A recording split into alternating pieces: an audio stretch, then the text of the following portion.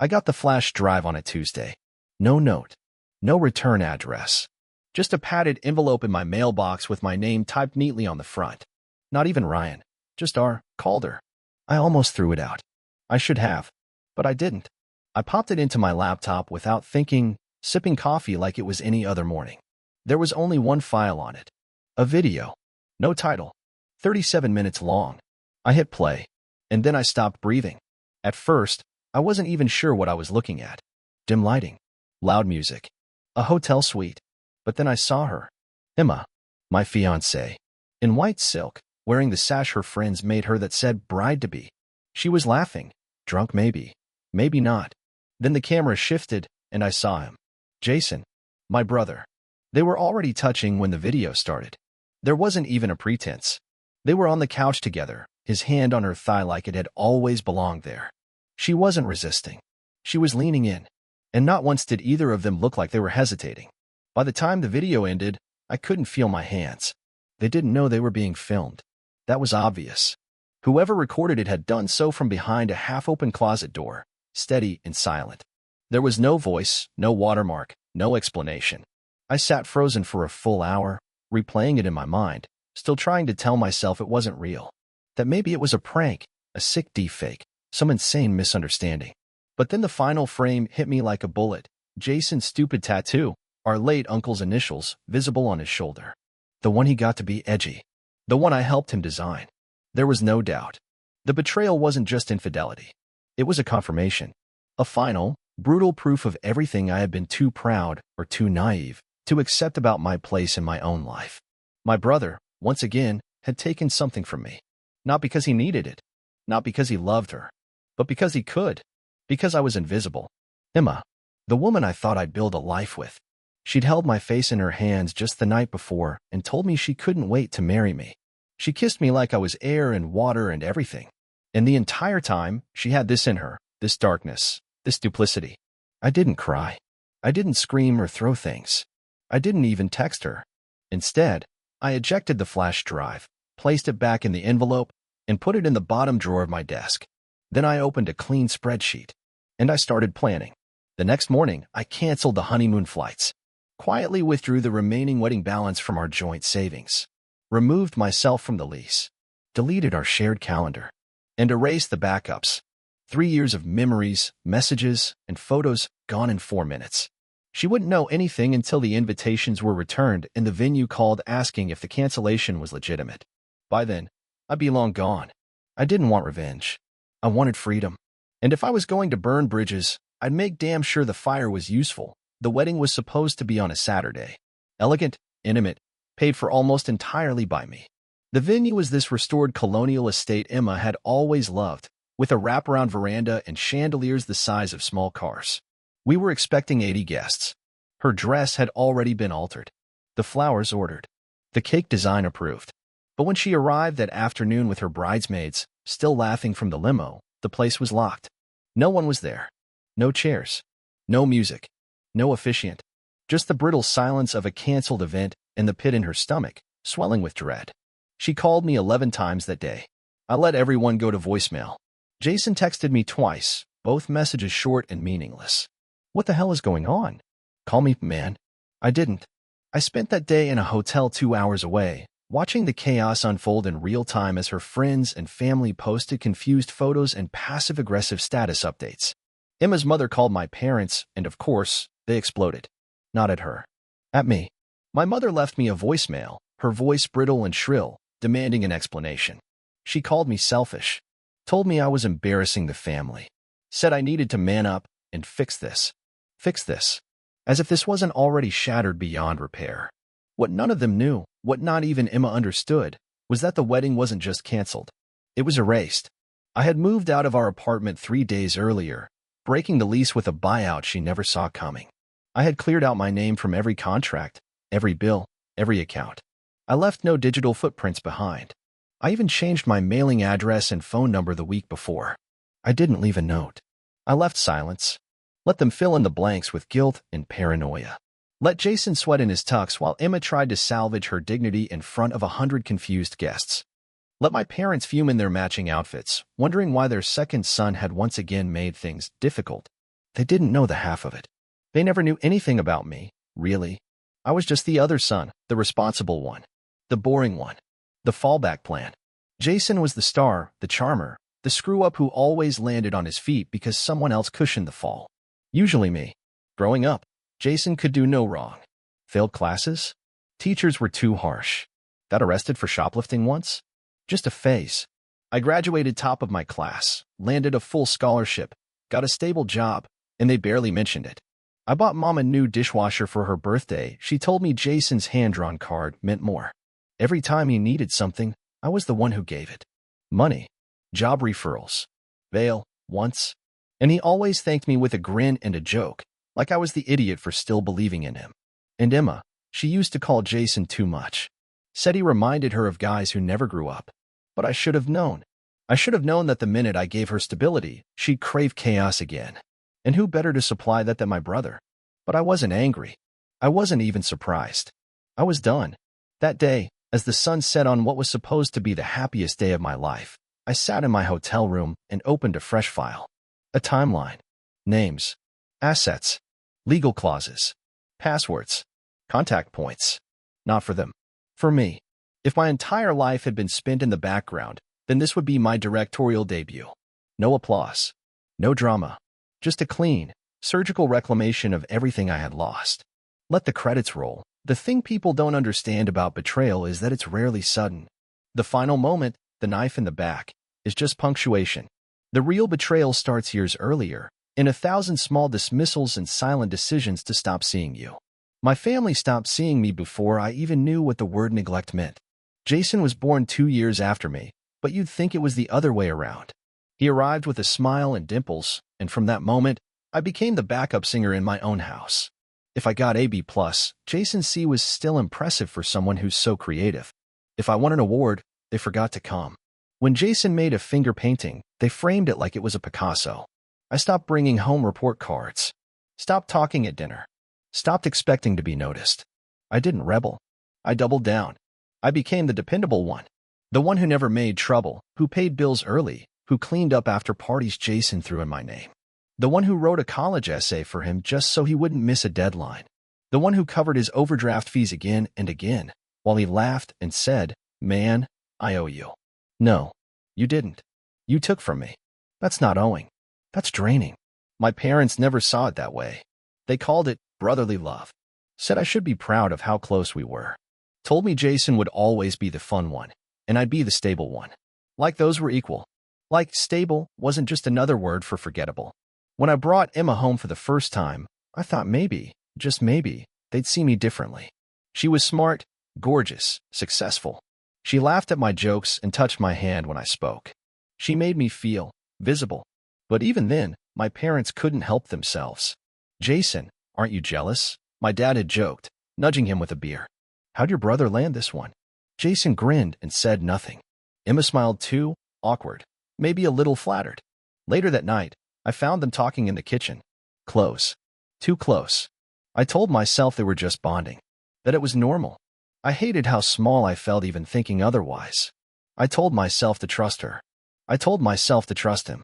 But trust is something you build with bricks, not paper. And I'd been stacking paper my whole life. After the wedding imploded, my family's reaction said it all. My mother demanded I forgive and forget. My father offered Jason the kind of quiet, backroom support he never once gave me. And Jason, he acted hurt. Hurt. As if I was the one who had done something wrong. He left me a voicemail a week after the non-wedding. "Look, I messed up, okay? But it wasn't serious. We were drunk. She was confused. We didn't mean for it to happen. You're blowing it way out of proportion. Just call me. No apology. Just excuses. Minimization. Manipulation." The same script he'd used since we were kids, and he broke things he never owned. And Emma? She sent one email. I don't know how to explain what happened. It wasn't what it looked like. I was scared. I made a mistake. "Please, can we talk?" I never replied. Not because I wanted to punish her. Because there was nothing left to say. I'd spent a lifetime making space for people who trampled mine. Now it was time to build something that was mine alone. No more begging to be seen. No more quiet compromises. I was done trading loyalty for breadcrumbs. This wasn't about revenge. This was reclamation. Revenge is too romantic a word for what I did next. It wasn't rage or spite. It was a matter of logic, of cause and effect. I'd spent years cleaning up after everyone else's chaos, always quietly erasing my own needs so theirs could take center stage. But now, the only person left to protect was me. I started with the wedding guests. I sent a single, carefully worded message to everyone on the guest list, friends, family, coworkers, even distant relatives who barely knew me. No details, just a simple announcement. The wedding between Ryan Calder and Emma Daniels has been canceled. There will be no further information provided. Thank you for respecting our privacy. It was cold, clinical. The silence that followed was loud enough to rattle the walls. Emma's friends tried to reach out, but I didn't answer. The rumors began almost immediately. Some blamed me, others suspected Emma. A few of my friends, the ones who knew me best, didn't ask questions. They just offered a couch or a beer or the quiet assurance that I wasn't alone. I thanked them, but I kept my distance. I needed clean lines, no attachments. Then, quietly, methodically, I forwarded an edited version of the video, the last 5 minutes, unmistakable and damning, to Emma's maid of honor and Jason's ex-girlfriend. I didn't want the whole world to see it, just the people who needed to know the truth. Within days, it was circulating in the tightest, most toxic corners of our overlapping social circles. Emma's life imploded overnight. She lost her job at the PR firm, unbecoming conduct, they called it. Her friends split down the middle. Some tried to support her, others turned on her fast. The wedding vendors blacklisted her. She moved out of state within a month. Jason's reputation took an even sharper dive. He'd spent years building a shaky house of cards, dating his boss's daughter, lying about promotions, bragging about family wealth he never earned. The video reached his boss's desk. He was fired for behavior unbecoming of a company representative. The family trust fund, the one I knew he was counting on, suddenly looked very precarious. My parents didn't call for 2 weeks. I know now they were busy picking up the pieces, trying to convince anyone who would listen that it was all a terrible misunderstanding. But the thing about secrets is, once daylight hits them, they rot fast. I stayed silent. I let the narrative twist and writhe without interference. I let Jason and Emma squirm, let my parents stew in the knowledge that their golden child was now radioactive. The only thing I did was wait. That's what being invisible teaches you, patience. All the while, I was moving my own chess pieces. I hired a lawyer, a ruthless one. I had spent years quietly managing the family's finances, running the trust like a ghost in the machine. My parents never understood the terms, never asked about the fine print. They assumed I'd just handle it like always. What they didn't know, the trust included a morality clause. Breach it, and the assets revert. I drafted that clause myself, years earlier, on the advice of a mentor who'd seen too many families eat themselves alive. Now, finally, it was time to cash in on their neglect. I gathered documentation, proof, contracts, emails, transaction logs. Every piece of evidence I'd need to ensure the next phase went off without a hitch. If the last 3 decades had taught me anything, it was that power doesn't belong to the loudest person in the room. It belongs to the one who pays attention. The family trust was the only thing that ever made my parents treat me as necessary. They didn't know how it worked, just that my name was on every document, my signature required for any disbursement. When they set it up after my grandfather died, they let me handle everything.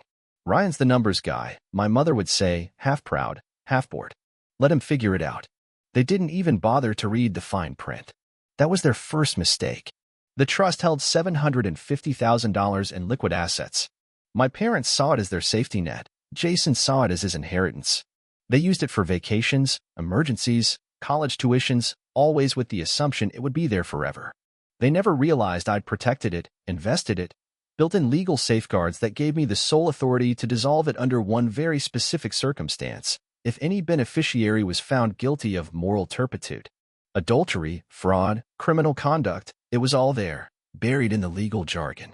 When I presented my lawyer with the video evidence and documentation, she barely blinked. "It's airtight," she said. "You can dissolve the trust today if you want. They won't see it coming." That's what I did. I called a mandatory family meeting at my parents' house. It was the first time we'd all been in a room together since the wedding disaster. My mother fussed over snacks. My father sat with his arms folded, jaw tight. Jason slouched in a corner, wearing sunglasses indoors, hiding the bruises of public humiliation. I handed them each a sealed envelope. Inside, the dissolution documents, the legal findings, A certified check for the amount left in their checking account, minus the trust. My account number, now holding every remaining cent. My mother's hands shook. What is this, Ryan? It's what's left, I said quietly. The trust is dissolved. The assets are gone. Read the clause. My father tore through the pages, eyes scanning for loopholes. Jason just stared, pale, lips parted. Emma wasn't there. She'd already disappeared. But her damage lingered like a ghost. My lawyer explained it all, crisp and professional. The breach of morality clause. The evidence. The unanimous legal opinion supporting my action. There were no appeals. No second chances. My mother's voice cracked. You can't do this, Ryan. We're family. I almost laughed, but the urge died on my tongue. Family, I said, finally letting my gaze land on Jason. You made it clear what that means to you. No one moved. My mother sobbed quietly. My father seethed, cheeks burning red. Jason didn't even look at me. He just stared at his hands, like maybe this would all vanish if he waited long enough. They tried to argue, pleaded, raged, threatened legal action. My lawyer shot each down with a calm, merciless certainty. The room shrank around us, heavy with a decade's worth of unspoken resentments and shattered illusions. This was my moment. Not for revenge. Not for applause. For truth. They had never really seen me, not for who I was, not for what I'd built. They'd only ever noticed what I could give. And now, I was taking it back. When the dust settled, I stood up. You always told me to stand up for myself, I said, voice steady. This is me doing that. No one answered. For the first time in my life, the silence was mine. The confrontation wasn't loud. It wasn't dramatic, at least not in the way my family thrived on. There were no screaming matches, no thrown objects, no performative apologies. Instead, there was a slow, heavy suffocation, like the air itself was thick with everything they'd never said and everything I was about to say. I stood in the living room, facing all of them. My mother wouldn't meet my eyes. My father looked at me like I'd broken some ancient contract. Jason kept shifting, unable to sit still, hands jammed deep in his hoodie pockets. I'm not here for an apology, I told them. I'm here for honesty. For myself. My mother bristled, 100 unspoken accusations trembling in her voice. Ryan, you can't just erase your family. That's not what I'm doing, I cut her off, calmly. I'm erasing the lies. The ones you told yourselves. The ones you told about me. About Jason. About all of this. Jason scoffed, almost reflexively. You're so dramatic, man. You act like you're some kind of victim. I looked at him, really looked, for the first time in years. I'm not a victim. I'm just done being invisible. My father's voice was hoarse. You've always been so resentful, Ryan. Always keeping score. Maybe I should have, I said. Maybe if I had, you'd understand how much you took for granted. You built Jason up by tearing me down, over and over. I didn't want your praise. I just wanted you to see me. To know that I was more than your backup plan. Silence. The kind that makes your ears ring. I laid out the facts. Every sacrifice, every late-night call to bail Jason out, every missed birthday, every overlooked milestone. Every time I'd protected the family finances, shielded them from bankruptcy, made investments they never noticed. I told them about Emma, how I'd loved her, trusted her, and how that trust had been repaid. I didn't cancel the wedding to hurt you, I said, voice unwavering. I did it because I was done performing for people who never cared about my happiness. My mother started to cry. My father went rigid with anger, jaw clenched, but he didn't say a word. Jason didn't look up. I'm leaving, I said simply. I'm starting over. Don't contact me unless it's necessary. I wish you well, but I don't owe you anything anymore. For the first time, I watched the realization settle in, the shock, the humiliation, the cold weight of their own choices. I felt nothing but a strange, buoyant relief. I walked out of that house without looking back. No last glances. No regrets. Outside, the air was clear and cold. The world felt bigger than it had in years. For the first time in my life, I wasn't carrying anyone else's burden. I got in my car and drove. With every mile, the past shrank behind me. The horizon opened up, a blank page, waiting to be written by my own hand. Starting over wasn't glamorous or easy. I wish I could say that after burning everything down, I felt reborn clean, unburdened, suddenly wise. The truth is, the freedom was quiet and unfamiliar, almost unnerving. For the first time in my adult life, nobody expected anything from me. There were no obligations, no familiar faces, no history waiting to tug me back. I moved 3 states away, renting a tiny apartment overlooking a park where nobody knew my name. I found a job that challenged me, a leadership role at a firm where my reputation was built on merit, not family gossip or expectations.